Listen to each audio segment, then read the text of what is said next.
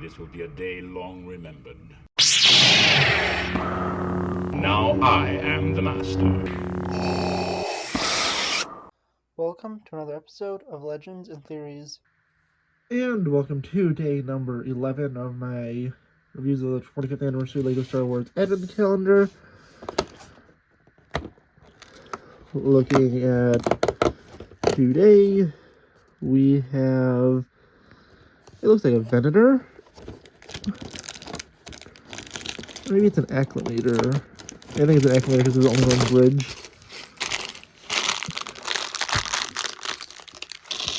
And the Acclimator is actually made into a set that comes out in just a few weeks now. It was revealed recently and I talked about it. But, yeah, honestly, it's pretty interesting that it's in here. It is, though, to my knowledge, the first set to ever be, that's the first ship that the Republic military used. And this would have to represent 2009, even though there was never a Venator set that year.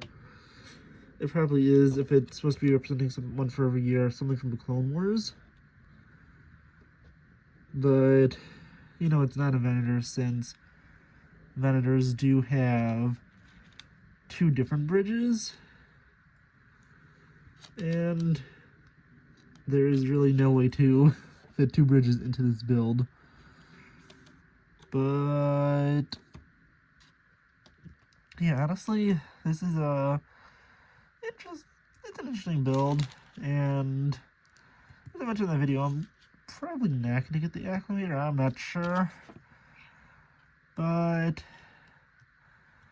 it is a cool enough build on this side. And I was going to the vehicle's history a little more, because I know that it was what the Republic was using initially. You would have seen it, I believe, briefly in Attack of the Clones, although it wasn't. I think it was just in that final scene where the clones are boarding onto the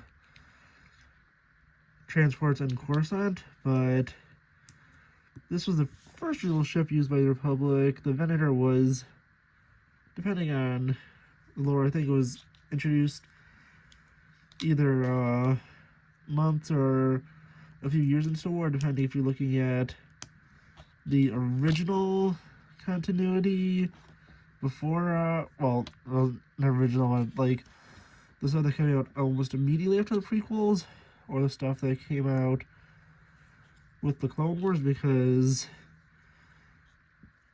as you may know, the Clone Wars series did retcon a lot of the books that came out just after the prequels released.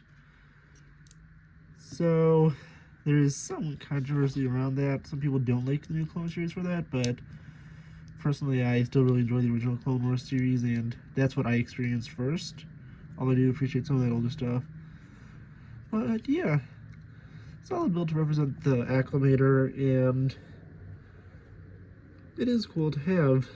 I do kind of wish that they did a Venator instead, but still, it's a nice build, and if you really wanted to, and you had the giant Venator that came out last year, you can probably put this to the side of it.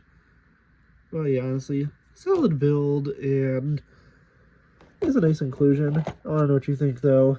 Please let me know in the comments, and I'll see you on the next episode of Legends and Theories. Thank you for watching this episode of Legends and Theories. Please subscribe, like the video, share the video, leave a comment, check out the video on screen, and may the Force be with you.